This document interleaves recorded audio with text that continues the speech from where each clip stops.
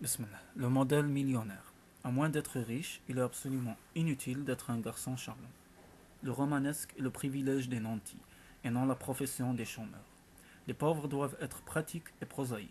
Il vaut mieux avoir un revenu assuré qu'être séduisant.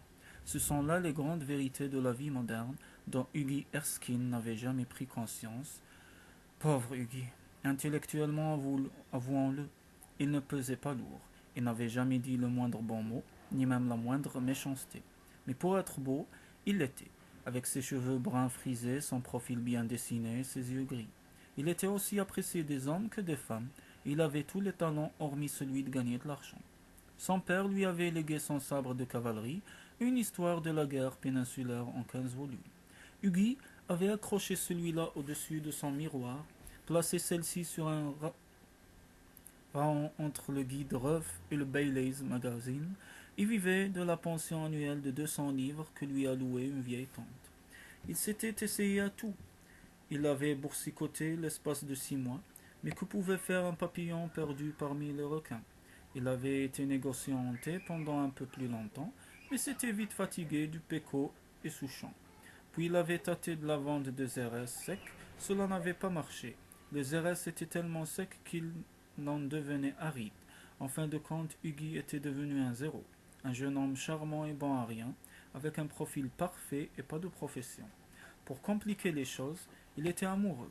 La jeune fille qu'il aimait était Laura Merton, la fille d'un colonel en retraite qui avait rapporté des Indes un caractère irascible et une dyspepsie qui n'arrivait à se débarrasser ni de l'un ni de l'autre. Laura adorait Hughie, et il était quant à lui tout prêt à baiser les cordons de ses souliers. Ils formaient le plus beau couple de Londres et n'avaient pas à eux deux un seul vaillant. Le colonel aimait beaucoup Hughie, mais ne voulait pas entendre parler de fiançailles. Venez me trouver, mon garçon, quand vous aurez 10 000 livres à vous, et nous verrons cela, disait-il. Et dans ces moments-là, Hughie se refroignait et devait chercher consolation auprès de Laura. Un matin, alors qu'il se dirigeait vers Holland Park, où habitaient les Merton, où il entra en passant voir un de ses grands amis, Alan Trevor. Trevor était un peintre. Bien sûr, c'est très porté de nos jours, mais lui en plus était vraiment artiste, et c'est beaucoup moins courant. C'est un garçon étrange et rude, au visage parsemé de taches de rousseur et encadré d'une barbe rousse en broussailles. Mais dès qu'il saisissait un pinceau, il se révélait un maître authentique, et ses tableaux étaient fort recherchés. Il s'était senti vivement attiré vers Hugues. D'abord, il faut le reconnaître en raison de son charme particulier. Les seules personnes que devait fréquenter un peintre, disait-il, ce sont les gens qui sont bêtes et beaux. Des gens dont la contemplation procure un plaisir esthétique et la conversation un repos intellectuel. Les dandys et les coquettes mènent le monde, ou du moins ils devraient. Néanmoins, lorsqu'il en fut mieux connaître Hugues, il l'apprécia tout autant pour sa gaieté et son enjouement, et pour sa nature généreuse et hardie, il lui ouvrit sans restriction les portes de son atelier. En entrant, Hugues trouva Trevor occupé à mettre la dernière main à un extraordinaire portrait de mendiant grandeur nature. Le mendiant lui-même était debout sur une estrade dans un coin de l'atelier. C'était un vieillard ratatiné avec un visage pareil à un parchemin ridé et une expression absolument pitoyable.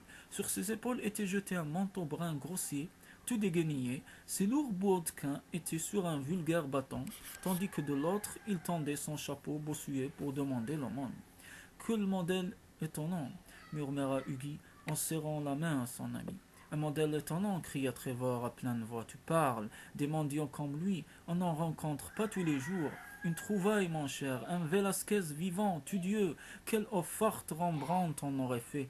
Pauvre vieux, dit Hugues, comme il a l'air misérable, mais je suppose que pour vous autres peintres, son visage constitue sa fortune. Fortune. Évidemment, répondit Trevor. Tu ne voudrais tout de même pas qu'un mendiant ait l'air heureux? Voyons. Combien touche un modèle pour la pose demanda Hugues tout en s'installant confortablement sur un divan. 1 shilling l'heure. Et combien touches-tu pour ton tableau, Alan? Oh, pour celui-ci, je recevrai 2000 livres. Guinées. Les peintres, les poètes et les médecins sont toujours payés en guinées. Eh bien, je trouve que les modèles devraient toucher un pourcentage, s'écria Hugues en riant. Ils travaillent bien aussi dur que vous. Bêtise, bêtise. Enfin, songe donc au mal qu'il faut se donner rien que pour appliquer la peinture sur la toile. Et puis on reste debout toute la journée devant son chevalet. Tu en parles à ton aise, Hugues. Mais je t'assure qu'il y a des moments où l'art atteint à la dignité d'un travail manuel. Mais ne bavarde pas, je suis très occupé. Fume une cigarette et tiens-toi tranquille. Au bout de quelque temps, la servante entra et dit à Trevor que l'encadreur désirait lui parler. Ne te sauve pas, Huggy, dit-il en sortant, je reviens tout de suite. Le vieux mendiant profita de l'absence de Trevor pour se reposer un moment sur un banc de bois qui se trouvait derrière lui. Il avait l'air si triste et si misérable que Huggy ne put s'empêcher de le plaindre et tâta ses poches pour voir ce qu'il avait d'argent sur lui. Tout ce qu'il put trouver, ce fut un souverain et quelques sous. Pauvre vieux, songea-t-il, il en a plus besoin que moi, mais cela signifie que je ne prendrai pas de hameçon pendant 15 jours. Il traversa l'atelier et glissa la pièce d'or dans la main du mendiant. Le vieillard sursauta et un léger sourire passa sur ses lèvres flétries. Merci, monsieur, dit-il, bien merci. Mais Trevor revint. Huggy prit congé de lui en rougissant un peu de ce qu'il avait fait. Il passa la journée avec Laura, se fit gronder d'une façon charmante pour sa prodigalité et fut obligé de rentrer chez lui à pied. Ce soir-là, il entra au Palette Club vers 11 heures et trouva Trevor assis tout seul au fumoir, en train de boire du vin blanc à l'eau de seltz. Eh bien, Alan, as-tu réussi à terminer ton tableau, dit-il en allumant sa cigarette. Il est terminé et encadré, mon vieux, répondit Trevor. À propos, tu as fait une conquête. Ce vieux modèle que tu as vu s'est pris d'affection pour toi. J'ai été obligé de lui parler de toi en détail, de lui dire que tu es où tu habites, quel est ton revenu, quels sont tes projets. Mon cher Alan, s'écria Huggy, je vais le trouver probablement en train de m'attendre quand je rentrerai. Mais non, bien sûr, tu plaisantes, tout simplement. Pauvre diable, je voudrais pouvoir faire quelque chose pour lui. Je trouve épouvantable que quelqu'un soit aussi misérable. J'ai des tas de vieux vêtements chez moi. Crois-tu qu'il en voudrait quelques-uns? Vrai, ses haillons tombés en loques. Mais il lui donne un air épatant, dit Trevor. Je ne voudrais pour rien au monde le peindre en redingote. Ce que tu appelles des haillons, moi j'appelle ça du romanesque. Ce qui te semble pauvreté, c'est pour moi le pittoresque. Néanmoins, je lui ferai part de ton offre. Alan, dit Huggy, d'un ton sérieux, vous autres peintres, vous n'avez pas de cœur.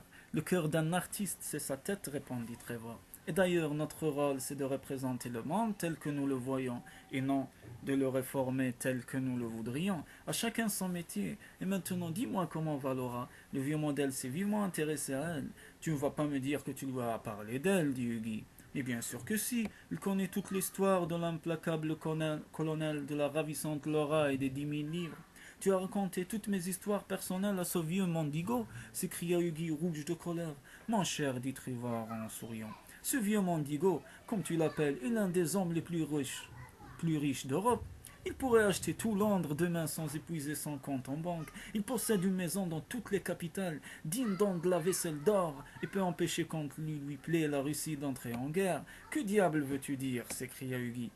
Ce que je dis, dit Trevor, le vieillard que tu as vu aujourd'hui dans l'atelier, c'était le baron Osberg. C'est un de mes grands amis. Il m'achète tous mes tableaux et tout ce qui s'ensuit. Et il m'a passé une commande il y a un mois d'un portrait de lui mendiant. Que voulez-vous, la fantaisie d'un millionnaire. Et je dois avouer qu'il avait fière allure, avec ses haillons, ou peut-être devrais-je dire avec mes haillons. C'est un vieux costume que j'ai trouvé en Espagne. Le baron Osberg, s'écria Huggy. Tonnerre, je lui donnai une livre. Il s'affala dans un fauteuil vivant portrait de la consternation. Tu lui donnes une livre, s'écria Trevor, et il éclata de rire énorme. Mon cher, tu ne la reverras jamais. Son affaire, c'est l'argent des autres. Vraiment, tu aurais pu me prévenir, Alan, dit Huggy d'un ton boudeur, et m'empêcher de me ridiculiser de la sorte. Ma foi, d'abord, Huggy, dit Trevor, il ne m'est jamais venu à l'idée que tu faisais de telles largesses et avec tant d'insouciance. Je comprends que tu embrasses un joli modèle, mais que tu ailles donner un livre à un type aussi laid, sûrement pas. D'ailleurs, à dire vrai, je n'étais chez moi pour personne aujourd'hui. Et quand tu es entré, je ne savais pas s'il plairait à Osberg que je révèle son nom. Il n'était pas en grande tenue, n'est-ce pas? Il doit me prendre pour une mazette. Pas du tout. Il était d'une gaieté folle après ton départ. Il gloussait continuellement et frottait ses vieilles ridées d'une contre l'autre. Je ne voyais pas pourquoi il s'intéressait tellement à toi. et tenait tant à être renseigné sur ton compte. Mais à présent, je comprends très bien. Il va faire un placement pour toi avec la livre que tu lui as donnée. Il t'en paiera les intérêts tous les 6 mois. Il aura une excellente histoire à servir après le dîner. Je suis un pauvre diable malchanceux, grommela Hughie. Ce que j'ai de mieux à faire, c'est d'aller me coucher. Et mon cher Alan, il faut raconter ça à personne. Je n'oserais plus me montrer dans Rotten Rocks. Jamais de la vie. Cette histoire est tout à l'honneur de ton esprit philanthropique, Hughie. Et ne te sauve pas, prends encore une cigarette, et tu peux parler de l'or à tout son temps saoul. Mais Hughie ne voulut plus rester, rentra chez lui à pied, se sentant fort malheureux et laissant Alan Trevor en proie à un véritable fou rire. Le lendemain matin, tandis qu'il prenait son petit déjeuner, la bande lui apportait une carte sur laquelle étaient écrits ces mots: Monsieur Gustave Nodin, de la part de Monsieur le baron de Haussberg.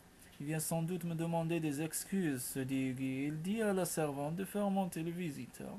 Un vieux monsieur aux lunettes d'or et aux cheveux gris entra dans la pièce et dit avec un léger accent français: C'est à monsieur Erskine que j'ai l'honneur de parler. Hugues s'inclina. Je viens de la part du baron Haussberg, reprit-il. Le baron, je vous prie, monsieur, de bien vouloir lui présenter mes excuses les plus sincères, bégaya Hugues. Le baron, dit le vieillard avec un sourire, m'a chargé de vous remettre cette lettre, et lui tendit une enveloppe cachetée. Elle portait à l'extérieur ces mots: Cadeau de noces à Hughie Erskine et Laura Merton de la part d'un vieux mendiant. Et à l'intérieur, il en avait un chèque de 100 000 livres. En mariage, Alain Trevor fut garçon d'honneur et le baron fit un discours repas de noces. Les modèles millionnaires, fit observer Alain, sont passablement rares. Mais grand Dieu, les millionnaires modèles le sont davantage.